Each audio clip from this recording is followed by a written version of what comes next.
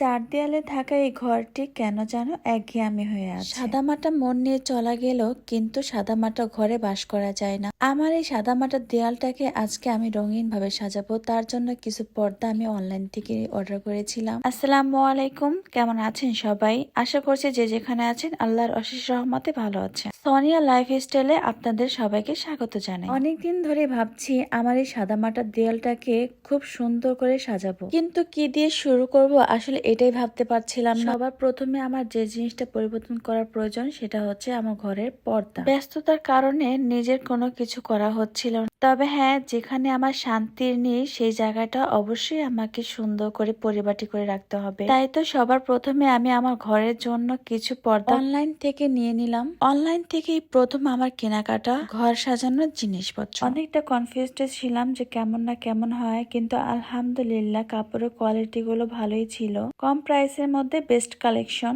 এখানে আমি দুইটা সেট অর্ডার করি, একটা হচ্ছে 4 পিসের সেট আর একটা হচ্ছে 3 পিসের সেট। তো সবার আগে আমি 4 পিসের সেট এটাকে ট্রায়াল দিব, এন্ড অন্য কোনো দিন অন্য কোনো ভিডিওতে এই 3 পিসের সেটটাকেও ট্রায়াল দিয়ে দেখাবো ইনশাল্লাহ। তো আমি একটু কাপড়গুলোকে দেখছিলাম যে কাপড়ের কোয়ালিটি গুলা কেমন হবে, তবে মোটামুটি ভালোই ছিল আলহামদুলিল্লাহ। তো চলুন আমার সাদা মাটার দেয়ালটাকে এখন আমি একটু রঙিন করে সাজিয়ে দেখাই আপনাদের। প্রত্যেকটা মেয়ের চাহিদা থাকে যে তার ঘরটা অনেক সুন্দর করে সাজানো গোছানো থাকবে। সব মেয়েরই একটা স্বপ্ন, সেটা হচ্ছে সুন্দর একটি সংসার। আমি বুঝতে পারতেছিলাম না যে কোন কালারটা আসলে আগে দিব বা কিভাবে সেট করব। তো সবকিছু ভেবে চিন্তে ভাবলাম যে না, একটা একটা করে পরেই দেখি, তারপরে না হয় একটা খুলে আরেকটা লাগানো যাবে।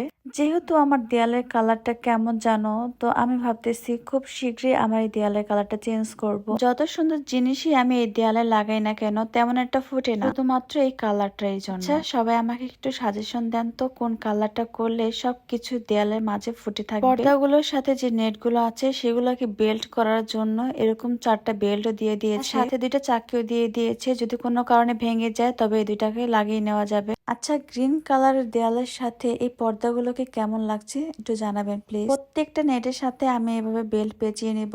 এই পর্দাগুলোর সৌন্দর্যই হচ্ছে এই নেট আর এই বেল্টটা। তবে আমার কাছে কিন্তু পর্দাগুলো অনেক ভালো লেগেছে। কেন জানি মনে হচ্ছিল এটা যদি অফ হোয়াইট কালারের দেয়ালের রংটা থাকতো তাহলে অনেক বেশি ভালো লাগতো। তো যাই হোক, এই যে আমার সাদামাটা যে দেয়ালটা খালি পড়ে আছে সেটা অন্য একদিন অবশ্যই ডেকোরেশন করে আপনাদের মাঝে হাজির করবো ইনশাল্লাহ। পর্দাগুলো যেহেতু 4 পিসের সেট, এখানে আমি একটা পিস লাগাইনি কারণ জানালার অ্যাসিসটা ছোট ছিল। তো 4 নাম্বার পর্দাটা আমি আমার ভ্যানিটির সাইডে যে জানালাটা ছিল এখানে লাগিয়ে দিয়েছি। ভ্যানিটির সাইডে কেন জানি এক কালার পর্দাটা বেশি ভালো লাগছিল না, তাই এখানকার পর্দাগুলো আমি একটু চেঞ্জ করে ভ্যানিটির সাইডে কালারফুল পর্দাটা লাগিয়েছি। তো আজকের মতো এখানে বিদায় নিচ্ছি। সবাই ভালো থাকবেন, সুস্থ থাকবেন আর আমার জন্য বেশি বেশি করে দোয়া করবেন। আল্লাহ হাফিজ।